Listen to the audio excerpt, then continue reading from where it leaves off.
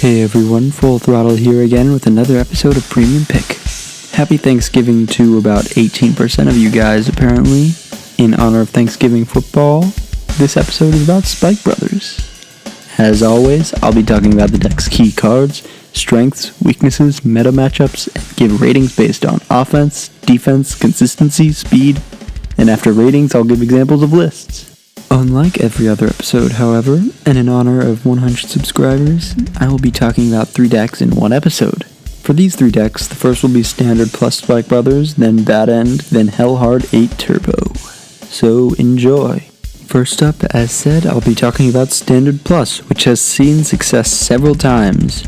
For key cards, it's pretty difficult to mention, as pretty much everything is important, but I will be sure to try my best to get the core cards. For the first key card, General Siegfried is very important to the deck, as it is your go-to ride since it both provides force and is amazing to have as your vanguard when you go first, since you can provide on-hit pressure turn 3 and force out more hand no matter what.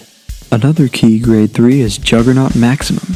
Juggernaut Maximum is an amazing rearguard and has force, so you can always get great value out of it. For grade 2s, one of the most important cards is easily Spike Bouncer. Spike Bouncer is amazing for extending combos, early aggression, and overall pressure. It's an amazing turn 2 ride and is an amazing rearguard at every point of the game. A definite 4-of. Another key grade 2 is High Speed Bracky. Bracky is a grade 2 version of Juggernaut Maximum, so it helps further your overall push. Not much more to say. For grade 1s, a very important one is Commander Gary Gannon. Gary Gannon is great early pressure, filter, potential recycling, and soul filling. That filter can really help out, as it is an early consistency boost and helps you get cards you want in your deck back in there.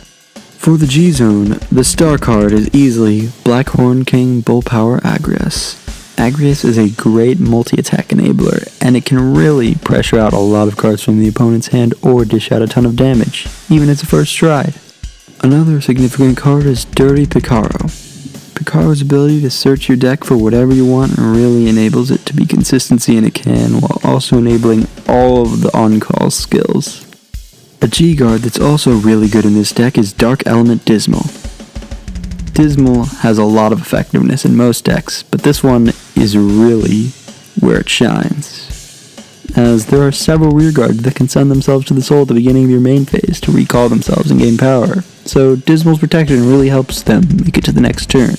For strength, this deck has amazing consistency and can push out offense early and without much commitment, but unlike most other Standard Plus decks, it keeps up a very strong game once it gets to striding. For weaknesses, while the deck is very aggressive, other decks that put out a lot of offense against it can beat it, as it doesn't have much defense for itself compared to the other big decks. For meta matchups, it easily destroys OTT Geese, as it requires little to no counterblast, very little commitment for offense, and can hit Geese numbers very easily. Against Ange Trois, it can fare pretty well, but it really has to go first or it suffers hard. Against No Life King, you also want to go first, as you can pressure your opponent right out of the gate, but their low shield values do mean that you have a naturally good matchup. Against Luard, you're playing against another extremely consistent and fast deck, so you really want to be wary with this one, as it could really be anyone's game. For ratings, the deck gets a 5 out of 5 in offense, a 4 out of 5 in defense, a 5 out of 5 in speed, and a 5 out of 5 in consistency, with an overall rating of 4.75 out of 5. For an example of a list, here's one by Living Proof that won ARG Nationals. He's a specialist in Spike Brothers and a very reliable source of knowledge when it comes to the entire clan. Now that I'm done talking about Standard Plus, let's talk about Bad End. Bad End's main card is Bad End Dragger, which is what the entire deck is named after. Bad End Dragger's Break Ride skill is definitely effective, which is why it has such good synergy with other cards in the clan, which is also the entire reason this card has an entire deck centered around it. For other grade 3s, General Siegfried and Juggernaut Maximum are your other go-to options for the same reason that they're used in Standard Plus. For other key cards not mentioned in Standard Plus, there is Gyro Slinger. Gyro Slinger is similar in a way to Spike Bouncer, but instead of soul blasting, it fills your soul. In addition, it's resource free, which is a primary reason for using it. Another one is Mecha Instructor, which is very helpful as it extends your attacks further. The last key card not mentioned in Standard Plus is Mecha Analyzer, which is also able to extend your attacks to an absurd degree in this deck. For a major card in the G-Zone not yet mentioned, there's Divine Hand, Good End Dragger. Good End is able to make some pretty crazy combos with Bad End and Force Grade 3s, as your rear guards will be able to gain 20 to 30k power on attack and really hit your opponent where it hurts for a massive push. Very good card and the reason this is even a deck. For strengths, this deck has far more bang than Standard Plus and can really start combos that can easily end the game on first stride. For weaknesses, this deck is a lot harder to use and requires the player to go in-depth when researching so that the deck can be played at almost a second nature, so it's not beginner-friendly whatsoever. In addition, it has less shield value than Standard Plus, so it lacks that same survivability. For meta matchups, this deck's able to deal with OTT keys very well through cards like Bobo and Limit Break enablers. Against Luard, this deck can easily be outpaced, but if you are able to control this deck very well, you should potentially kill the opponent before they can even drag Abyss you to death. Against Ange 3, the trade-off in speed really hurts your matchup against this deck, so it's not really good against it as Standard Plus is. Against No Life King, the trade-off in speed can hurt as well, but cards like Spike Bouncer can still help out a lot when it comes to rushing them, but you really have to know when to do it.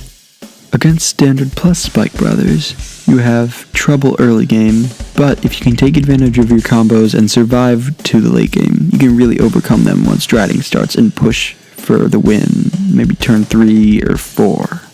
For ratings, the deck gets a 5 out of 5 in offense, a 3 out of 5 in defense, a 4 out of 5 in speed, and a 5 out of 5 in consistency, giving this deck an overall rating of 4.25 out of 5. For an example of a list, here's one used by Cyril Bourneau to win England's BCS. Now that the other two major camps of Spike Brothers have been covered, it's time to cover the one that was very popular back in the days of G-Era and still has fans to this day, Hell Hard 8 Turbo. For key cards, the most important grade 3 that doesn't have force in this entire deck is Jelly Beans. Jelly Beans can search out any Dudley card, and since the heal used in this deck is a Dudley, Jelly Beans can search it out. Another key card not mentioned before is Mayhem Tiger. Mayhem Tiger is a near unblockable attack, as you can only really PG it or G-guard it, nothing else. Another very important card is Wonder Boy. Wonder Boy's ability to recycle comes in clutch a lot, as you can send back cards you Soul Blasted to then call again with Hellhard's skill. The MVP of the main deck is, of course, the original Mecha Trainer. This card can search for any grade 1 or lower, which means that you can search for your heals and accelerate your Hellhard extremely well. For the G-Zone, the most important stride is easily Hellhard 8 himself. His ability is pretty much an OTK on its own, so it's the deck's main win condition. If someone survives a full Hellhard 8 turn, they deserve a firm handshake and your acknowledgement. A G-Guard that is very important to this deck is Terrible Linus, as it flips up cards in your G-Zone so that you can then hit Hellhard 8 on turn 4 to 5. Definitely a must-run at 3 minimum. For meta matchups, the deck can easily beat OTT Geese, as it can hit those high numbers to easily reach Geese's base and kill them before they know it. Against Ange 3, you'll be outsped pretty easily, so you would definitely not want to play against this deck. Against No Life King, you're going to go against a faster OTK deck, so you will probably lose this matchup, sadly. Against Luard, however, you really want to survive their first ride. If you can do that, you pretty much win. Against Standard Plus Spike Brothers, your massive speed difference will hurt a ton, so you definitely don't want to go up against this deck. For strengths, this deck is an entirely new level of offense that exceeds almost everything ever seen before in this entire game, and will go down in Vanguard history as one of the best OTK decks.